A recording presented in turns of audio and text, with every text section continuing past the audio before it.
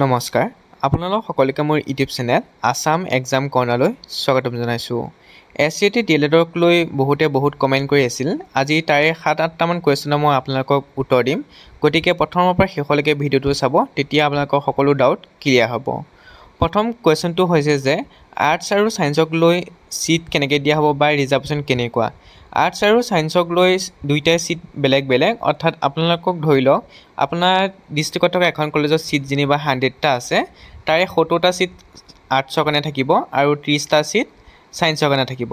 70টাৰ ভিতৰতে আপোনালোকৰ ৰিজাৰ্ভ থাকিব OBC, SC, ST তেনেকৈ থাকিব আৰু 30% অৰ্থাৎ 30টা চিটৰে আকৌ ছায়েন্সতো তেনেকৈ ভাগ থাকিব OBC, SC, STকে। গতিকে টোটেল চিট যদি 100 থাকে, তাৰে 70টা হ'ব আৰ্টছৰ কাৰণে, আৰ্টছ আৰু কমাৰ্চৰ কাৰণে, আৰু 30টা হ'ব ছায়েন্সৰ কাৰণে। মানে আপোনাৰ ধৰি লওক 100%ৰ 70% আৰ্টছৰ কাৰণে, 30% আপোনালোকৰ ছায়েন্সৰ কাৰণে। সেইটো হ'লে প্ৰথমটো কথা। তাৰপিছত আহিলে আপোনালোকৰ বেলেগ ডিষ্ট্ৰিক্টত এডমিশ্যন ল'ব পাৰি নেকি।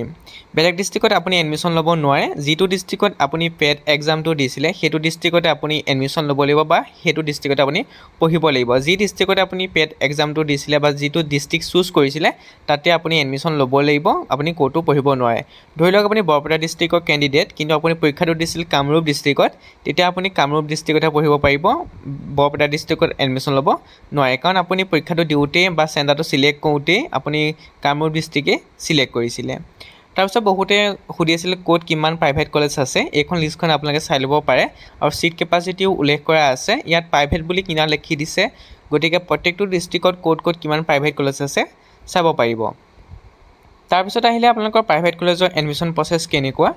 প্ৰাইভেট কলেজৰ এডমিশ্যন প্ৰচেছটো ছেমেই গভৰ্ণমেণ্টৰ নিচিনাকৈ। আপোনালোকে মাথো গৈ পেলাই তেনেকৈ গৈ ডকুমেণ্টছ ছাবমিট কৰিব লাগিব। যদি চিট পায়, ছাবমিট কৰাৰ পিছত ভেৰিফিকেশ্যন চলিব। ভেৰিফিকেশ্যনৰ পিছত আপুনি পে'মেণ্ট কৰিব লাগিব, যিটো পে'মেণ্ট দিয়া হৈছে 27,000 মান। মোৰ মতে 27,000 মান প্ৰথম বছৰৰ কাৰণে দিব লাগিব, তাৰপিছত নেক্সট বছৰ 27,000। তেনেকৈ আপুনি প্ৰাইভেট কলেজত এডমিশ্যন ল'ব লাগিব। তাৰপিছত আহিলে আপোনালোকৰ এই কোৰ্চটোৰ লগতে বেলেগ কোৰ্চো আপুনি কৰি থাকিব পাৰে নেকি। এই কোৰ্চটোৰ লগতে আপুনি বেলেগ কোৰ্চ কৰিব নোৱাৰে, যিহেতু এইটো ৰেগুলাৰ কোৰ্চ হয়। গতিকে আপুনি যিকোনো এটা কোৰ্চে কৰিব পাৰিব। DLED কৰি থাকিলে আপুনি বেলেগ কোৰ্চ কৰিব নোৱাৰে বা বেলেগ একো কৰি থাকিব নোৱাৰে। সেইকাৰণে আপুনি DLED কৰি থাকোঁতে অকল DLEDহে কৰিব পাৰিব, বেলেগ কোৰ্চ কৰিব নোৱাৰে। সেইকাৰণে আপোনালোকক এখন 10 টকীয়া দলিল বিচাৰিছে বা 50 টকীয়া দলিল বিচাৰিছে, তাত আপোনালোকে লিখি দিব লাগিব। মই কালি এটা ভিডিঅ' দিছিলোঁ, সেই ভিডিঅ'ত উল্লেখ কৰিছিলোঁ যে আপোনালোকে এই পেৰাগ্ৰাফটো লিখি দিব লাগিব যে 2024-26 বৰ্ষৰ ভিতৰত আপুনি কোনো ধৰণৰ ৰেগুলাৰ কোৰ্চ নকৰে DLEDৰ বাহিৰে, সেই বুলি আপুনি চাইন কৰি লিখি দিব লাগিব। এই পেৰাগ্ৰাফটো দেখিছে, I do hereby declare that I have not taken any admission in other regular course except 2-year diploma in elementary education। গতিকে আপোনালোকে এই কোৰ্চটোৰ বাহিৰে বেলেগ কোৰ্চ কৰিব নোৱাৰিব বুলি বা নকৰোঁ বুলি আপোনালোকে যি 50 টকীয়া দলিল আছে বা 10 টকীয়া দলিল আছে তাত লিখি দিব লাগিব। তাৰপিছত আহিলে OBC সকলক NCL চাৰ্টিফিকেট লাগিব নেকি। OBC সকলৰ কাৰণে NCL চাৰ্টিফিকেট প্ৰয়োজন নাই। আপোনালোকৰ যি কাষ্ট চাৰ্টিফিকেট আছে, সেই কাষ্ট চাৰ্টিফিকেটখন হ'লে আপোনালোকে এডমিশ্যন ল'ব পাৰিব, অৰ্থাৎ আপোনালোকৰ যিটো OBC ৰিজাৰ্ভ কেটেগৰী সেইটোৰ কাৰণে এপ্লিকেবল হ'ব।